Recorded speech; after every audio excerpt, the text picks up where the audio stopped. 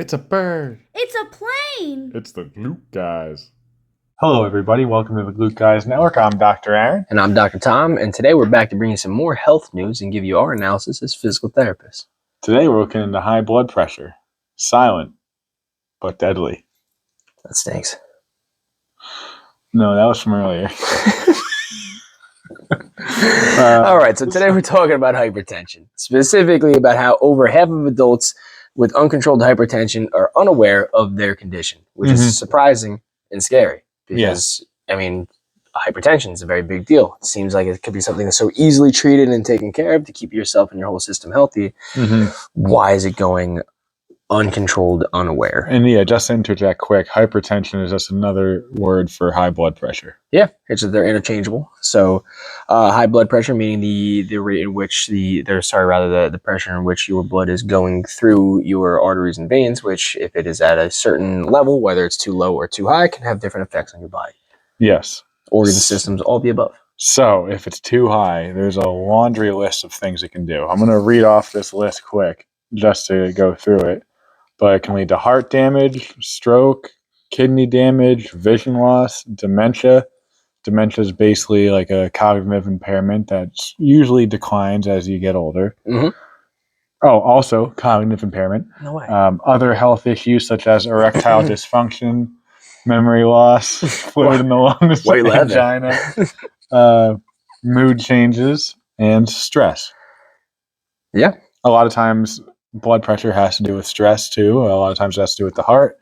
It could have to do with blood vessels, all sorts of things. If we just think about blood pressure, just blood, the heart, the arteries and veins, just for even just a split second, we all learn when we're in school about how blood travels through the body to deliver oxygen and whatnot to every single vital system.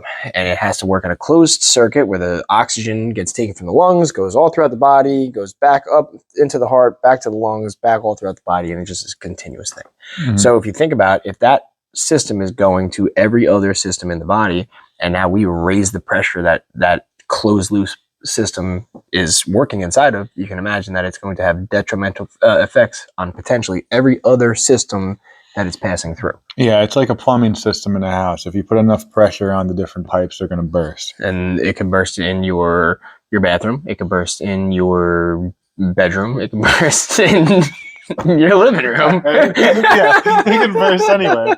But in our bodies, the bathroom could be what? Your bladder? Could be your bladder, yeah. But getting back on track a little bit. We don't have to go through each system, but you can imagine a burst blood systems. A burst blood vessel can lead to some pretty nasty things. A stroke, a heart attack, even like a clot in your legs or your arms that can lead to not being able to use your arms, not being able to use your legs. That can send a clot into your lung, and then next thing you know, you have a pulmonary embolism. So there are a lot of different things that can happen just from high blood pressure. Yeah. And it's one of those things too. It's the reason we called it silent but deadly is because it could be there and you don't even know about it. And that was the whole point of this article too, that over half the adults with uncontrolled hypertension or uncontrolled high blood pressure don't even know about it.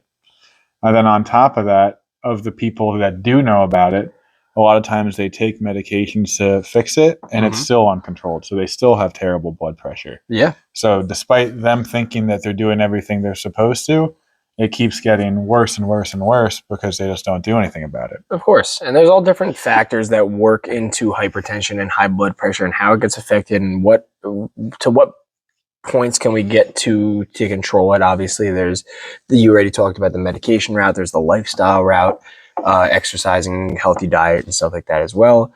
And unfortunately, there is a genetic component when it comes to hypertension as well. And sometimes it just runs in your family. Genetic meaning that it's just kind of something that's built into your chemistry and your system already that makes you just a little bit more prone to having some problems with it. That doesn't mean that it can't be controlled. You just have to find some other avenues that work for you. Yeah, I mean, I think the most important thing with all of this is, as much as medicine does help, your lifestyle, the food that you eat is going to probably be the biggest thing. If you're overweight your body has to work harder to pump blood throughout it Mhm. because there's just more to reach. Yeah, And the then, heart it can only do so much. yep, the harder it pumps, the more pressure it is, and that's going to lead to all these other things we were talking about before. Mhm. And if you think about it too, exercise. Let's say you had the worst diet ever.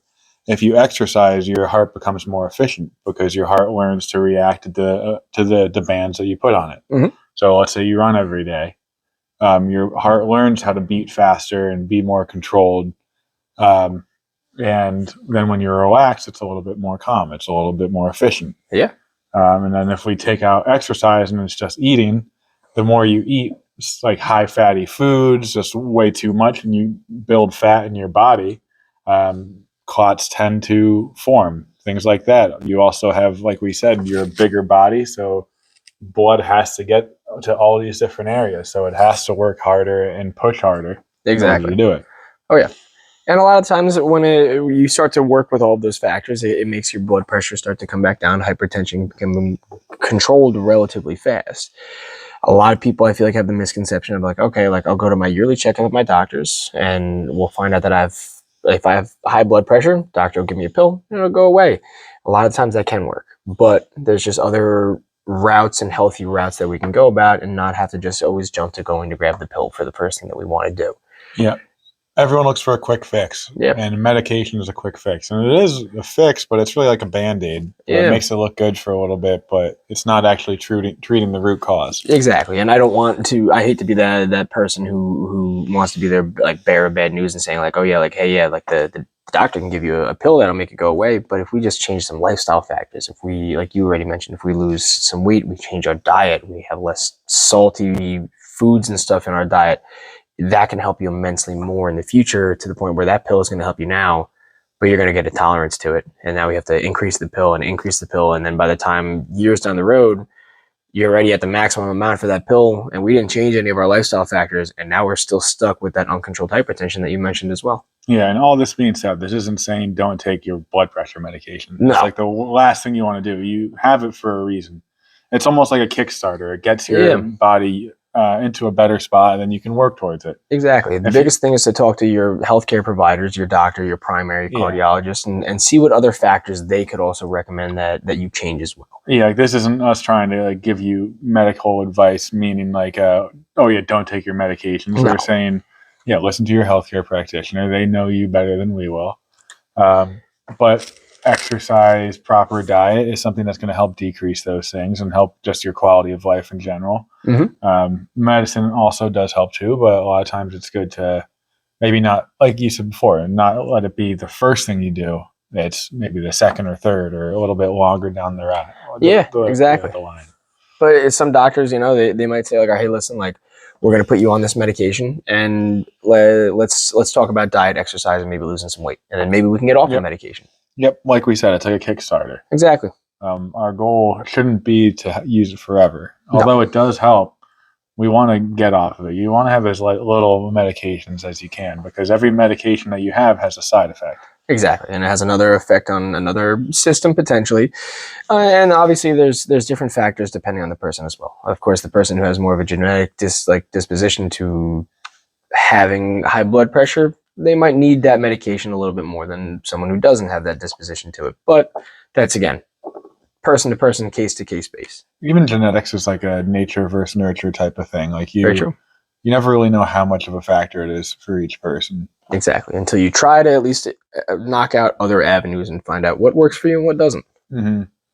I do think more often than not, and there's no, like, I guess, science behind it, but as much as genetics is a factor, your lifestyle, to me, I think is a little bit more so. Like if you see a person that never exercises and is morbidly obese, they're not going to have, like, at that point in time, it might look okay. Mm-hmm. If you take quick tests, but long term, it's going to have an effect on your body. Yes. So, all in all, I think that covers pretty much all of what we wanted to say, unless there's anything else you wanted to add. No, I think that was everything. Like we said, talk to your healthcare practitioner, see what they have to say. Mm-hmm. Diet, exercise is important for everybody, regardless. Sometimes you might have to take a medication. Talk to your practitioner. But yeah, I think that's everything we wanted to talk about. Yeah, as long as you do all of that stuff, all the plumbing in the house works out okay. You don't have to worry about any bedroom, bathroom, or living room problems. Tommy's been having some trouble with the bathroom recently. Thank you for watching.